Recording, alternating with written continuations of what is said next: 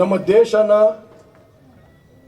ಒಂದು ದಿಕ್ಕಿಗೆ ಕಳಿಸೋ ಅಂತ ಚುನಾವಣೆ, ದೇಶಕ್ಕೋಸ್ಕರ ಚುನಾವಣೆ, ದೇಶದ ಭದ್ರತೆಗೋಸ್ಕರ ಚುನಾವಣೆ, ಜಗತ್ತಿನ ಮೆಚ್ಚಿನ ಅತ್ಯುತ್ತಮವಾದಂಥ ನಾಯಕನ ನರೇಂದ್ರ ಮೋದಿ ಅವರಿಗೋಸ್ಕರ ಮಾಡ್ತಾ ಇರೋಂಥ ಚುನಾವಣೆ ಅಂತ ನಾವು ಗಮನದಲ್ಲಿಟ್ಟು ಚುನಾವಣೆ ಮಾಡಬೇಕು. ನಾನು ಬಹಳ ಹೆಚ್ಚಾಗಿ ಮಾತಾಡೋದಕ್ಕೆ ಹೋಗೋದಿಲ್ಲ, ಯಾಕಂದ್ರೆ ಎಲ್ಲೋ ಒಂದ್ ಕಡೆ ಇವತ್ತು JDS ಪಕ್ಷದ ಮತ್ತು BJP ಪಕ್ಷದ ಕಾರ್ಯಕರ್ತರೆಲ್ಲ ಒಗ್ಗಟ್ಟಿನಲ್ಲಿ ಸೇರಿದ್ರೆ ನಮಗೆ ಬೇಸಿಗೆಗಾಲದಿಂದ ಹೊರಗೆ ಬಂದು ಇವತ್ತು ಮಳೆಗಾಲ ಮುಂದೆ ಬರುತ್ತೆ ಅನ್ನೋ ಸೂಚನೆ ಏನಾದ್ರು ಕಾಣ್ತಿದ್ರೆ ಅದು ಒಳ್ಳೆಯ ಶುಭ ಸೂಚನೆ ಅಂತ ನಾವು ಭಾವಿಸಿ ಇವತ್ತು ಕಾರ್ಯಕ್ರಮನ ಪ್ರಾರಂಭ ಮಾಡಬೇಕು. ಯಾಕಂದ್ರೆ ಈಗಾಗಲೇ ನೋಡಿದ್ವಿ 2 ತಿಂಗಳಿಂದ ಬಹಳಷ್ಟು ಬೇಸಿಗೆ ಒಳಗಡೆ ನಮ್ಮ ರೈತರು ಕಣ್ಣೀರಿಡೋ ಅಂತ ಪರಿಸ್ಥಿತಿ ನಿರ್ಮಾಣ ಆಗಿದೆ. ಎಲ್ಲಾ ಭಾಗಕ್ಕೆ ಹೋಗಿ ಕಾಂಗ್ರೆಸ್ ಪಕ್ಷದ ಅಭ್ಯರ್ಥಿಯವರು ನಮ್ಗೆ ಮತ ಕೊಡಿ ಅಂತ ಕೇಳ್ತಾರೆ. ನಾನಿಲ್ಲಿ ಒಂದೇ ಒಂದು ಪ್ರಶ್ನೆನ ಕೇಳ್ತೀನಿ. ಹಾಸನ ತಾಲೂಕಿನ ಜನತೆ ನಿಮ್ಗೆ ಯಾಕೆ ಮತ ಕೊಡಬೇಕು, ನಿಮ್ಮ ಕೊಡುಗೆ ಏನಿದೆ ಈ ತಾಲೂಕಿಗೆ ಅಂತ ಯಾರು ಒಬ್ರು ಹೇಳಕ್ಕಾಗತ್ತಾ? ಆ ಕಾರಣಕ್ಕೇನೆ ನೀವು ಹೋದ ಚುನಾವಣೆಯಲ್ಲಿ ಕಾಂಗ್ರೆಸ್ ಪಕ್ಷಕ್ಕೆ ಕೇವಲ 4,500 ಮತ ಮಾತ್ರ ಕೊಡೋ ಅಂತ ಕೆಲಸನ ಮಾಡಿ, ಅದು ಯಾರೋ ಅಪ್ಪಿತಪ್ಪಿ ಕಾಣದಿರೋರು ಹಾಕಿರ್ಬೇಕಷ್ಟೇ. 4,500 ಮತಗಳನ್ನ ಹಾಕಿ ಅವ್ರನ್ನ 3ನೇ ಸ್ಥಾನ ಅಲ್ಲ ಠೇವಣಿನೂ ತಗೊಳ್ದಿರೋಂಥ ಪರಿಸ್ಥಿತಿನ ನಿರ್ಮಾಣ ಮಾಡೋದಕ್ಕೆ ಕಾರಣ ಆಯ್ತು ಅಂತ ಭಾವಿಸ್ತೀನಿ. ಯಾರು ಕೂಡ ಇಲ್ಲಿ ಕಾಂಗ್ರೆಸ್ ಪಕ್ಷದ ಒಂದೇ ಒಂದು ಇಟ್ಕೆನೂ ಕೂಡ ಇಡೋ ಅಂತ ಕೆಲಸನ ಈ ಭಾಗದಲ್ಲಿ ಇವತ್ತು ಆಗಿಲ್ಲ. ಏನಾರು ಹಾಸನ ತಾಲೂಕು ಅಭಿವೃದ್ಧಿ ಆಗಿದ್ರೆ ಅದು ನಮ್ಮ ಸನ್ಮಾನ್ಯ HD ರೇವಣ್ಣವರು ಮತ್ತೆ ದೇವೇಗೌಡರು ಹಾಗೂ HS ಪ್ರಕಾಶ್ ಅವರು ಇದ್ದಂತ ಕಾಲದಲ್ಲಿ ಹಾಗೂ BJP ಇದ್ದಂತ ಕಾಲದಲ್ಲಿ ಆಗಿದ್ರೆ ಬಿಟ್ರೆ ಕಾಂಗ್ರೆಸ್ ಕೊಡುಗೆ ಹಾಸನ ತಾಲೂಕಿಗೆ ಶೂನ್ಯ ಅಂತ ನಾವು ಹೇಳೋಂಥ ಪರಿಸ್ಥಿತಿ ಇವತ್ತು ನಿರ್ಮಾಣ ಆಗಿದೆ. ಇವತ್ತು ಮತ ಕೇಳಕ್ ಬರ್ತಾರೆ ಬಂಧುಗಳೇ. ನಾನು ಹಂಗೂ ಕೇಳಿದೆ ಸ್ವರೂಪಿಗೆ, ಏನಪ್ಪಾ ಗಂಡಸ್ರೇ ಇಲ್ವಲ್ಲಯ್ಯ, ಬರೀ ಹೆಣ್ಮಕ್ಳನ್ನ ತುಂಬಿದ್ಯಲ್ಲಯ್ಯ ಅಂತ. ಇಲ್ಲಿ ಮೈನಾರಿಟೀಸ್ ನಾವೇನೆ, ನಾವು ಗಂಡು ಮಕ್ಳುಗಳು ಸ್ಟೇಜ್ ಮೇಲೆ ಒಂದಷ್ಟು ಜನ ಇದೀವಿ, ಮುಂದೆ ಒಂದು ಲೈನಲ್ಲಿ ಅವ್ರು ಕೂತವ್ರೆ, ಒಂದಷ್ಟು ಜನ ಇಲ್ಲಿ ನನ್ನ ಪಕ್ಕದಲ್ಲಿ ಕೂತ. ಇವ್ರು ಇರ್ಲಿಲ್ಲ ಅಂದಿದ್ರೆ ಧೈರ್ಯನೇ ಇರ್ತಾರಿಲ್ಲ ಮಾತಾಡೋದಿಕ್ಕೆ. ಹೆಂಗೋ ಬೆನ್ನೆಂಬಳಾಗಿ ಇವ್ರು ಒಂದ್ ಸ್ವಲ್ಪ ನಿಂತವ್ರು ಇಲ್ಲಿ. ಹಾಗಾಗಿ ಇವತ್ತು ಮಾತಾಡ್ತಿದ್ರೆ ನಾವು ಗ್ಯಾರಂಟಿ ಅಂತ ಕೇಳ್ತಾರೆ. ನಾನು ಇವತ್ತೊಂದು ಪ್ರಶ್ನೆಯನ್ನ ಕೇಳ್ತೀನಿ ನಿಮಗೆ. ಹೆಣ್ಮಕ್ಳು ಬಹಳಷ್ಟು ಜನ ಬಂದಿದ್ದೀರಾ, ಇವತ್ತು 2,000 ರೂಪಾಯಿ ಕೊಡ್ತಾ ಇರೋದ್ರಲ್ಲಿ ನನಗೂ ಕೂಡ ಖುಷಿ ಇದೆ. ನಾನೇನು ಅದ್ರ ಬಗ್ಗೆ ಟೀಕೆ ಮಾಡೋದಕ್ಕೆ ಹೋಗೋದಿಲ್ಲ. ಸಂಪೂರ್ಣವಾಗಿ ಎಲ್ಲಾ ಹೆಣ್ಮಕ್ಳಿಗೂ ಸೇರ್ತಿದ್ಯಾ ಅನ್ನೋದು ಒಂದು ಪ್ರಶ್ನೆ. ಆದ್ರೆ ಒಂದು ಪ್ರಶ್ನೆ, ಏನಿವತ್ತು ಕಾಂಗ್ರೆಸ್ ಅವರು ನಾನ್ ಕೊಟ್ಟೆ 2,000 ರೂಪಾಯಿ ನಾನ್ ಕೊಟ್ಟೆ ಅಂತ ಎದೆ ತಡ್ಕೊಳ್ತಾರೆ. ಇವತ್ತೇನು ನಾನ್ ಕೊಟ್ಟೆ ಅಂತಾರಲ್ಲ 2,000 ರೂಪಾಯಿನ, ನಾನು ಕಾಂಗ್ರೆಸ್ ಪಕ್ಷಕ್ಕೆ ಕೇಳಬೇಕಾಗತ್ತೆ, ಸ್ವಾಮಿ ನಿಜವಾಗ್ಲೂ ನಿಮ್ಮ ದುಡ್ಡೇನಾರು ಕೊಡ್ತಾ ಇದ್ದೀರಾ, ಇಲ್ಲ ನಿಮ್ಮ ಅಪ್ಪನ ಮನೆಯಿಂದ ದುಡ್ಡು ಏನಾರು ತಂದು ಕೊಡೋ ಅಂತ ಕೆಲಸನ ಮಾಡ್ತಾ ಇದ್ದೀರಾ? ಇವತ್ತು 2,000 ರೂಪಾಯಿ ಕೊಡ್ತಾ ಇರೋ ನೀವೇನ್ ನೋಟ್ ಕೊಡ್ತಾ ಇದ್ದೀರಾ, ಅದು ನಿಮ್ಮೆಲ್ಲರ ದುಡ್ಡು, ನಿಮ್ಮ ಗಂಡಂದಿರು ಕಷ್ಟಪಟ್ಟು ದುಡ್ದಿರೋ ಅಂತದಕ್ಕೆ ಇವತ್ತು ಜೋಬಿಗೆ ಕೈ ಹಾಕ ಅಂತ ಕೆಲಸನ ಮಾಡಿ ನಿಮ್ಗೆ ಗಂಡನಿಂದ ಕಿತ್ತಿ ಹೆಣ್ತಿರಿ ಕೊಡೋ ಅಂತ ಕೆಲಸನ ಮಾಡ್ತಿದ್ದಾರೆ ಹೊರತು ಅವರ ಸ್ವಂತ ವೆಚ್ಚದಲ್ಲಿ ಏನು ನಿಮ್ಗೆ ದುಡ್ಡು ಕೊಡೋ ಅಂತ ಕೆಲಸ ಮಾಡ್ತಾ ಇಲ್ಲ. ಯಾಕೆ ಅಂತ ಕೇಳ್ಬೋದು ನೀವು, ಯಾಕೆ ಅಂತ ಕೇಳ್ಬೋದು. ಇವತ್ತು ಹೇಳ್ತೀನಿ ನಾನು, ಸ್ವಾತಂತ್ರ್ಯ ಬಂದು 75 ವರ್ಷದಲ್ಲಿ ನಮ್ಮ ಗಂಡಂದಿರು ಗೊತ್ತಿರ್ತದೆ, ನಮ್ಮ ಎಲ್ಲ ನನ್ನ ತಂದೆದಿರು ಗೊತ್ತಿರ್ತದೆ. ಬಹುತೇಕ ಜನ ಇಲ್ಲೆಲ್ಲ ಒಂದ್ ಸ್ವಲ್ಪ ತಗತ್ತೀರ ಅಂತ ಭಾವಿಸ್ತೀನಿ.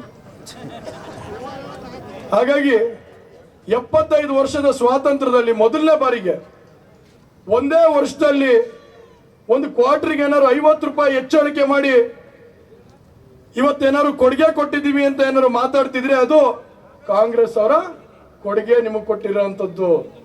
ಇವತ್ತು ನಾನು ಒಂದು ಪ್ರಶ್ನೆ ಮಾಡ್ತೀನಿ. ನಾನು ಗಣಿತದಲ್ಲಿ ಬಹಳ ವೀಕ್ ಇದ್ದೀನಿ, ನನ್ ಗಣಿತ ಬರೋದಿಲ್ಲ ಅಷ್ಟೊಂದು. ಹಾಗಾಗಿ ನೀವು ಸಹಕಾರ ಕೊಡಬೇಕು. ಏನಾರು ಒಬ್ಬ ಮನೆಯಲ್ಲಿ ಒಬ್ಬ ಹುಡುಗ ಇಲ್ಲ ಒಬ್ಬ ಪುರುಷ ಒಂದು ಕ್ವಾರ್ಟರ್ ಕುಡಿದ್ರೆ ತಿಂಗಳೆಲ್ಲ 30 ದಿನ ಅಂದ್ರೆ ಎಷ್ಟಾಯ್ತು? 50 ರೂಪಾಯಿ ಹೆಚ್ಚಳಿಕೆ ಆದ್ರೆ 1,500 ಆಯ್ತು. ಇಬ್ರು ಕುಡಿದ್ರೆ 3,000 ಆಯ್ತು. ಅದೇ ಈ ತರ ದೊಡ್ಡ ಕಾರ್ಯಕ್ರಮ ಆಗಿ ಮಳೆ ಬಂದು 2 ಕ್ವಾರ್ಟರ್ ಕುಡಿದ್ರೆ 6,000 ರೂಪಾಯಿ ಆಯ್ತು. 6,000 ರೂಪಾಯಿನ ಇವತ್ತು ನಮ್ಮ ಮನೆಗಳಿಂದನೇ ಕಿತ್ಕೊಂಡು ಕೇವಲ 2,000 ರೂಪಾಯಿ ಹೆಂಡ್ತಿರಿಗೆ ಕೊಡುವಂತ ಕೆಲಸನ ಮಾಡಿ ನಮ್ಮದೇ 4,000 ರೂಪಾಯಿನ ಜಪ್ತಿ ಮಾಡ್ಕೊಂಡು ಇವತ್ತು ನಮ್ದೇ ತೀರ್ಮಾನ ಮಾಡಕ್ಕಾಗದೇನೆ, ನಮ್ದೇ ದುಡ್ಡನ್ನ ನಮಗೆ ಕೊಡಕ್ಕಾಗದೇನೆ ಇವತ್ತು ಮೋಸ ಮಾಡ್ತಾ ಇದೀರಲ್ಲ. ನಾವೆಲ್ಲ ಮಂಗಗಳ? ಯೋಚನೆ ಮಾಡಿ. 6,000 ರೂಪಾಯಿ ಒಂದ್ ಕಡೆ ಕಿತ್ಕೋತಾರೆ, 2,000 ರೂಪಾಯಿ ಒಂದ್ ಕಡೆ ಕೊಡ್ತಾ ಇದ್ದಾರೆ. ಇದಲ್ದೇನೆ ಇವತ್ತು ಕರೆಂಟು ನಮ್ಮ ರೈತರುಗಳು ಎಷ್ಟು ಗಂಟೆ ಕಾಲ ಕರೆಂಟ್ ಬರ್ತಾ ಇದೆ ಇವತ್ತು? 1.5 ಗಂಟೆ 1.25 ಗಂಟೆ ಇವತ್ತು ಕರೆಂಟ್ ಕೊಡ್ತಾ ಇದ್ದಾರೆ. ಇವತ್ತು ಮಾತಾಡ್ತಿದ್ರೆ ಸ್ಕೀಮು ಸ್ಕೀಮು ಸ್ಕೀಮು ಅಂತಿರಲ್ಲ ಸ್ವಾಮಿ. 1.25 ಗಂಟೆ ಕರೆಂಟ್ ಕೊಡ್ತಾ ಇದ್ದೀರಾ. TCಗೆ ರೇವಣ್ಣ ಸಾಹೇಬರು ಮಂತ್ರಿ ಇದ್ದಂತ ಸಂದರ್ಭದಲ್ಲಿ, ಇಂಧನ ಸಚಿವರಿದ್ದಂತ ಸಂದರ್ಭದಲ್ಲಿ ಕೇವಲ 5,000 ರೂಪಾಯಿಗೆ 25 kV TC 3 ಗಂಟೆ ಕಾಲ ಹಾಕ್ಸ್ಕೊಡೋ ಅಂತ ಕೆಲಸನ ಮಾಡ್ತಾ ಇದ್ರು. ಬಿಜೆಪಿ ಅವರು ಸರ್ಕಾರ ನಡೆಸೋಂತ ಸಂದರ್ಭದಲ್ಲಿ 25,000 ರೂಪಾಯಿ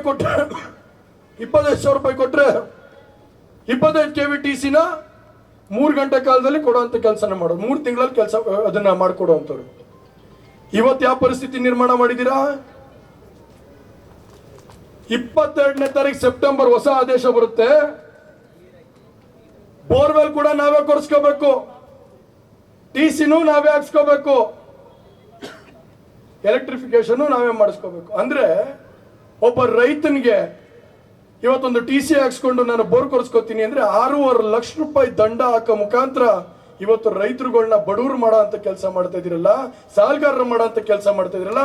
ಇವ್ರನ್ನ ಖಂಡನೆ ಮಾಡ್ಬೇಕೋ ಬೇಡವೋ? ಮಾಡ್ಬೇಕೋ ಬೇಡವೋ? ಇವತ್ತು ನಾವೇನಾರು ಎಲ್ಲರೂ ಹೇಳ್ತಾರೆ ಉಚಿತ ಉಚಿತ ಉಚಿತ ಅಂತ. ಏನ್ ಹೇಳ್ತಾ ಇದ್ರು? ಒಂದು ಭಾಷಣದಲ್ಲಿ ಹೇಳಿದ್ರು, ಅಶ್ವಥಣ್ಣವರೇ ನಿಮ್ಗೂ ಉಚಿತ, ಪ್ರತಾಪ್ ಸಿಂಹಣ್ಣವರೇ ನಿಮ್ಗೂ ಉಚಿತ, ನಿಮ್ಮ ಮನೆಯವ್ರಿಗೂ ಉಚಿತ ಅಂದ್ರು. ಏನಾದ್ರು ಇವತ್ತು ಸಮಗ್ರವಾಗಿ ಇಡೀ ರಾಜ್ಯದಲ್ಲಿ ಎಲ್ಲಾ ವರ್ಗಗಳಿಗೂ ಉಚಿತವಾಗಿ ಏನಾದ್ರು ಕೊಟ್ಟಿದ್ದಾರೆ ಅಂದ್ರೆ ಅದು ಬರಗಾಲ ಮಾತ್ರ. ಬರಗಾಲ ಬಿಟ್ಟು ಯಾವುದು ಉಚಿತ ಕೊಟ್ಟಿಲ್ಲ ಇವರು. ಸತ್ಯ ಅಲ್ವಾ? ಇವತ್ತೇನೋ ಒಂದು ಶುಭ ಸೂಚನೆ. ಇವತ್ತು ಅಶ್ವಥ್ ನಾರಾಯಣನವರ ಕಾಲ್ಗುಣ, ಪ್ರತಾಪ್ ಸಿಂಹ ಅವರ ಕಾಲ್ಗುಣ, ಮೊದಲನೇ ಬಾರಿಗೆ ಮೊದಲನೇ ದಿನ ಇವತ್ತು ಹಾಸನಲ್ಲಿ ಮಳೆ ನೋಡೋ ಅಂತ ಒಂದು ಅವಕಾಶನ ನೋಡ್ತಾ ಇದ್ದೀವಿ ಇವತ್ತು. ಆದ್ರೆ ನಾನು ಯಾಕೆ ಹೇಳ್ತೀನಿ ಅಂದ್ರೆ, ಸಕಲೇಶ್ಪುರಕ್ಕೆ ನಿನ್ನೆ ಮೊನ್ನೆ ನಾನು ಟೂರಲ್ಲಿ ಇದ್ದೆ. ಕಡೂರಲ್ಲಿ ನಿನ್ನೆ ಇದ್ದೆ, ಸಕಲೇಶ್ಪುರ ಮೊನ್ನೆ ಇದ್ದೆ. ಕಡೂರಲ್ಲಿ ನಿನ್ನೆ ಭಾಷಣ ಮಾಡ್ಬೇಕಾದ್ರೆ 2 ಕಡೆನೂ ಮಳೆ. ಸಕಲೇಶ್ಪುರದಲ್ಲಿ ಮೊನ್ನೆ ದೇವೇಗೌಡರು ಭಾಷಣ ಮಾಡ್ಬೇಕಾದ್ರೆ ಅಲ್ಲೂ ಮಳೆ. ಮಂಡ್ಯದಲ್ಲಿ ಯಡಿಯೂರಪ್ಪ ಸಾಹೇಬರು ಮತ್ತೆ ಕುಮಾರಣ್ಣ ಒಟ್ಟಿಗೆ ಸೇರಿದ್ರೆ ಮಳೆ. ಶಿವಮೊಗ್ಗದಲ್ಲಿ ಕುಮಾರಣ್ಣ ಯಡಿಯೂರಪ್ಪ ಸೇರಿದ್ರೆ ಮಳೆ. ಆದ್ರೆ ಇವತ್ತು ಸಕಲೇಶ್ಪುರದಲ್ಲಿ ನಿನ್ನೆ ಕಾಣ್ತಿದ್ದಂತ ವಾತಾವರಣ ಇವತ್ತು ಸಿದ್ದರಾಮಣ್ಣವ್ರು ಬರ್ತಾರೆ ಅಂತ ಯಾಕೋ ವರ್ಣನು ಕೋಪ ಮಾಡಿಕೊಂಡು ಬಿಸಿಲು ಮೇಲೆ ಬಿಸಿಲು ಇವತ್ತು.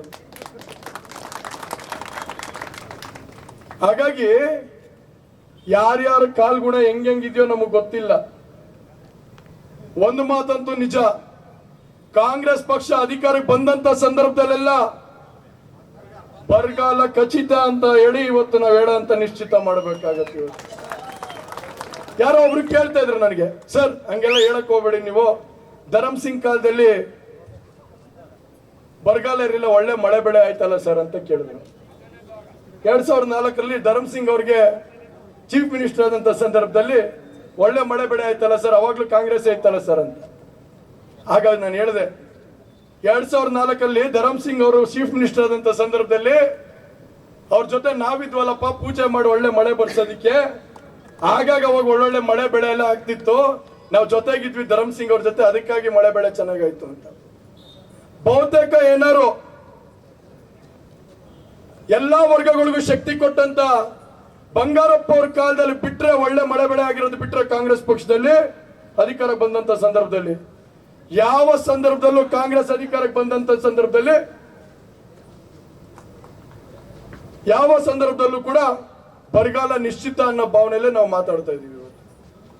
ಈಗ ನಮ್ಮ HMT ಸುರೇಶ್ ಅಣ್ಣವರು ಬಿಜೆಪಿ ಮುಖಂಡರು ಹಾಗೂ ಮಾಜಿ ಕೌನ್ಸಿಲರ್ ಹಾಗೂ ನಮ್ಮ ಪ್ರಸನ್ನ ಅಣ್ಣವರು ಬಂದಿದ್ದಾರೆ.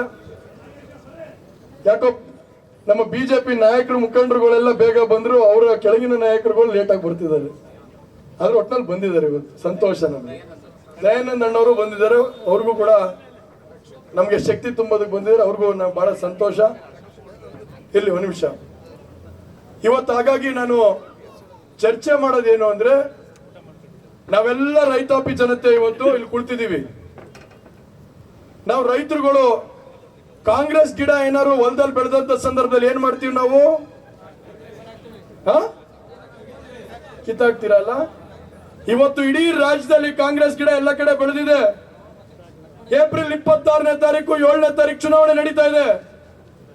ಚುನಾವಣೆಯ ಸಂದರ್ಭದಲ್ಲಿ ನೀವೆಲ್ಲರೂ ಕೂಡ ಒಗ್ಗಟ್ಟಿನಲ್ಲಿ ಈ ಕಾಂಗ್ರೆಸ್ ಗಿಡವನ್ನ, ಕಾಂಗ್ರೆಸ್ ಪಕ್ಷನ ಸಂಪೂರ್ಣವಾಗಿ ರಾಜ್ಯದಲ್ಲಿ ಕಿತ್ತಾಕುವಂತ ಕೆಲಸನ ಮಾಡಿ ರೈತರ ಪರ ನಿಲ್ಲಂತ ಆಶಾಕಿರಣವಾಗಿರುವಂತ ಸರ್ಕಾರನ ತರಬೇಕು ಅಂತ ನಾನು ಮನವಿ ಮಾಡ್ತೀನಿ. ಇವತ್ತು ಮಾಡಬೇಕು. ರೈತರಿಗೆ ಯಾವ ಅನುಕೂಲ ಆಗಿದೆ? ಒಂದ್ ಕಡೆ ಬರಗಾಲ. ಮೊದಲೆಲ್ಲ ರೈತರುಗಳು ಸನ್ನಿವೇಶದ ಮೇಲೆ ಸಾಲಗಾರರಾಗಿದ್ರು. ಆದ್ರೆ ಇವತ್ತು ಸರ್ಕಾರದ ಒಂದು ಆಡಳಿತ ಸರಿ ಇಲ್ದೇನೆ ನೇತ್ರಾ ಮೇಡಮ್ ಅವರು ಜಿಲ್ಲಾಧ್ಯಕ್ಷರು ಮೇಲ್ಗಡೆ ಬರಬೇಕು, ಬಿಜೆಪಿಯ ಜಿಲ್ಲಾ ಮಹಿಳಾ ಮೋರ್ಚಾದವರು ಮೇಲ್ಗಡೆ ಬರಬೇಕು. ಇವತ್ತು ದುರಾಡಳಿತದಿಂದ ರೈತರುಗಳನ್ನ ಕತ್ತಿಡ್ದು ಇವತ್ತು ಸಾಲಗಾರ ಮಾಡೋ ಪರಿಸ್ಥಿತಿ ಇವತ್ತು ನಿರ್ಮಾಣ ಆಗಿದೆ ಅಂದ್ರೆ, ಇವತ್ತು ಕಾಂಗ್ರೆಸ್ ಪಕ್ಷನ ನಾವು ಖಂಡನೆ ಮಾಡಿ ಇಲ್ಲಿಂದ ಕಿತ್ತಾಕುವಂತ ಕೆಲಸನ ಮಾಡಿದ್ರೆ ಮಾತ್ರ ರೈತರುಗಳ ಮಕ್ಕದಲ್ಲಿ ಸಂತಸ ಕಾಣೋದಕ್ಕೆ ಅವಕಾಶ ಆಗುತ್ತೆ. ಹಾಗಾಗಿ ನಾನು ತಾಯಂದಿರಿಗೆ ಕೇಳ್ಕೊಳ್ಳೋದು ಇಷ್ಟೇನೆ, ನಾವೆಲ್ಲ ನಿಮ್ ಜೊತೆಗಿರ್ತೀವಿ. ಇವತ್ತು ಒಂದ್ ಮಾತು ಎಲ್ಲ ಕಡೆ ಹೇಳ್ಕೊಂಡ್ ಬರ್ತಾರೆ, ಪರಿಷ್ಠ ಪಂಗಡ ಪರಿಷ್ಠ ಜಾತಿ ಪರವಾಗಿರ್ತೀನಿ, ಪರಿಷ್ಠ ಪಂಗಡ ಪರಿಷ್ಠ ಜಾತಿ ಜೊತೆ ಗಟ್ಟಿಯಾಗಿ ಕಾಂಗ್ರೆಸ್ ನಿಲ್ಲುತ್ತೆ ಅಂತ. ನಾನೊಂದು ಉದಾಹರಣೆ ಕೊಟ್ಟು ಹೇಳ್ತೀನಿ. ಇಲ್ಲಿ ಬಹಳಷ್ಟು ಯುವತಿಯರು ಇದ್ದಾರೆ, ತಿಳ್ಕೊಳ್ಬೇಕಿದನ್ನ. ನಮ್ಮ ಜನ ಮೆಚ್ಚಿದ ನಾಯಕ, ಇಡೀ ಜಗತ್ತೇನೆ ಪ್ರೀತಿ ಮಾಡ್ತಿದ್ದಂತ ಹಾಗೂ ನಮ್ಮ ದೇಶಕ್ಕೆ ಸಂವಿಧಾನನ ಕೊಟ್ಟಿ ಎಲ್ಲಾ ವರ್ಗಗಳಿಗೂ ಶಕ್ತಿ ತುಂಬಿದಂತ ನಾಯಕ ಅಂದ್ರೆ ಅದು ಡಾಕ್ಟರ್ BR ಅಂಬೇಡ್ಕರ್ ಅವರು. ಇವತ್ತು ಡಾಕ್ಟರ್ BR ಅಂಬೇಡ್ಕರ್ ಅವರ ಜನ್ಮಾಷ್ಟಮಿ ದಿನ, ಜಯಂತಿನ ಕೇವಲ 3-4 ದಿನದಿಂದ ಮಾಡಿದ್ದೀವಿ. ಪ್ರತಿಯೊಬ್ಬರ ಮನೆಯಲ್ಲೂ ಕೂಡ ದೇವರಂತೆ ಪೂಜಿಸೋ ಅಂತ ಕೆಲಸನ ನಾವು ಮಾಡ್ತೀವಿ. ಆದ್ರೆ ಇವತ್ತು ಡಾಕ್ಟರ್ BR ಅಂಬೇಡ್ಕರ್ ಅವರು MP ಚುನಾವಣೆಗೆ ನಿಂತ ಸಂದರ್ಭದಲ್ಲಿ ಸೋಲ್ಸಿದವ್ರು ಯಾರು? ಮೊದಲನೇ ಬಾರಿಗೆ ಇದೇ ಕಾಂಗ್ರೆಸ್ ಅವರು. ಮತ್ತೊಮ್ಮೆ 2ನೇ ಬಾರಿ ನಿಂತರು MP ಚುನಾವಣೆಗೆ. ಆಗ ಸೋಲ್ಸಿದವ್ರು ಯಾರು? ಇದೇ ಕಾಂಗ್ರೆಸ್ ಅವರು. ಮತ್ ಯಾಕೆ ಸ್ವಾಮಿ ಕಾಂಗ್ರೆಸ್ ಓಟ್ ಹಾಕ್ಬೇಕು ನಾವು? ಯಾಕೆ ಓಟ್ ಹಾಕ್ಬೇಕು ನಾವು ಕಾಂಗ್ರೆಸ್ಗೆ? ಸತ್ಯ ಅಲ್ವಾ? ಇವತ್ತು ಯಾಕೆ ಡಾಕ್ಟರ್ BR ಅಂಬೇಡ್ಕರ್ ಅವ್ರನ್ನ ಸೋಲ್ಸಿದ್ರು ಅಂದ್ರೆ, ಅಪ್ಪಿ ತಪ್ಪಿ ಏನಾರು ಡಾಕ್ಟರ್ BR ಅಂಬೇಡ್ಕರ್ ಅವರು ಗೆದ್ದಿದ್ರೆ 15 ವರ್ಷ ಸತತವಾಗಿ ಈ ದೇಶನ ಒಳ್ಳೆ ಆಡಳಿತಕ್ಕೆ ಮಾಡ್ತಾರೆ ಅಂತ ಹೇಳಿ ಗಾಂಧಿ ಕುಟುಂಬದವರು ಅಸೂಯೆ ಪಟ್ಟಿ ನಮ್ಮನ್ನ ಯಾರು 3,000 ಇರೋದಿಲ್ಲ ನಾಳೆ ದಿನ ಅಂತ ಹೇಳಿ ಗಾಂಧಿ ಕುಟುಂಬದವರು, ಕಾಂಗ್ರೆಸ್ ಪಕ್ಷದವರು ಡಾಕ್ಟರ್ BR ಅಂಬೇಡ್ಕರ್ ಅವ್ರನ್ನ MP ಚುನಾವಣೆಯಲ್ಲಿ ಸೋಲ್ಸೋ ಅಂತ ಕೆಲಸ ನಾವು ಮಾಡ್ಬೇಕು. ಇವತ್ತು ನೀವು ತೀರ್ಮಾನ ಮಾಡ್ಬೇಕಾಗತ್ತೆ. ಪರಿಷ್ಠ ಪಂಗಡ ಪರಿಷ್ಠ ಜಾತಿ, ಇವತ್ತು ನಾವು ಚಿಂತನೆ ಮಾಡಿ ಕೇವಲ ಅಂಬೇಡ್ಕರ್ ಅವ್ರನ್ನ ದೇವರಂತೆ ಪೂಜೆ ಮಾಡಿದ್ರೆ ಸಾಲದು. ಅವ್ರಿಗೆ ಅನ್ಯಾಯ ಮಾಡಿದಂತ ಈ ಕಾಂಗ್ರೆಸ್ ಪಕ್ಷನ ತಿರಸ್ಕಾರ ಮಾಡಿ ಕಾಂಗ್ರೆಸ್ ಅನ್ನ ಈ ದೇಶದಿಂದ ಓಡಿಸೋ ಅಂತ ಕೆಲಸನ ಮಾಡಿದ್ರೆ ಮಾತ್ರ ಡಾಕ್ಟರ್ BR ಅಂಬೇಡ್ಕರ್ ಅವ್ರಿಗೆ ಶಾಂತಿ ಸಿಗೋಂತ ಕೆಲಸ ಆಗುತ್ತೆ. ನಾವು ಅವರ ಒಂದು ಶಾಂತಿ ಕೊಡೋ ಅಂತ ಕೆಲಸ ಆಗುತ್ತೆ ಅಂತ ಭಾವನೆಯಲ್ಲಿ ಮಾತಾಡ್ಬೇಕಾಗುತ್ತೆ. ಹಾಗಾಗಿ ನಾವೆಲ್ಲರೂ ಒಗ್ಗಟ್ಟಾಗಿ ದುಡಿಯೋಂತ ಕೆಲಸನ ಮಾಡೋಣ. ಇವತ್ತು ದೇಶಕ್ಕೋಸ್ಕರ ಚುನಾವಣೆ ಮಾಡ್ತಾ ಇದೀವಿ, ದೇಶದ ಭದ್ರತೆಗೋಸ್ಕರ ಚುನಾವಣೆ ಮಾಡ್ತಾ ಇದೀವಿ, ನರೇಂದ್ರ ಮೋದಿ ಅವ್ರಿಗೋಸ್ಕರ ಚುನಾವಣೆನ ಮಾಡ್ತಾ ಇದೀವಿ. ಇವತ್ತು ಇಂಡಿಯಾ ಬ್ಲಾಕ್ ಅಂತ ಏನ್ ಮಾಡ್ಕೊಂಡಿದ್ದಾರೆ, ಅವರಲ್ಲಿ ಪ್ರಧಾನಮಂತ್ರಿ ಯಾರು ಅಂತ ಇವತ್ತವರೆಗೂ ಹೇಳ್ಕೊಳಕ್ಕಾಗಿಲ್ಲ. ನನಗೆ ಬೆಳಗ್ಗೆ ಒಬ್ರು ಮಾಧ್ಯಮದವ್ರು ಕೇಳಿದ್ರು, ಯಾಕೆ ಸರ್ ನೀವು ಮೋದಿ ಹೆಸರಲ್ಲಿ ಮತ ಕೇಳ್ತಾ ಇದ್ದೀರಾ ಅಂತ.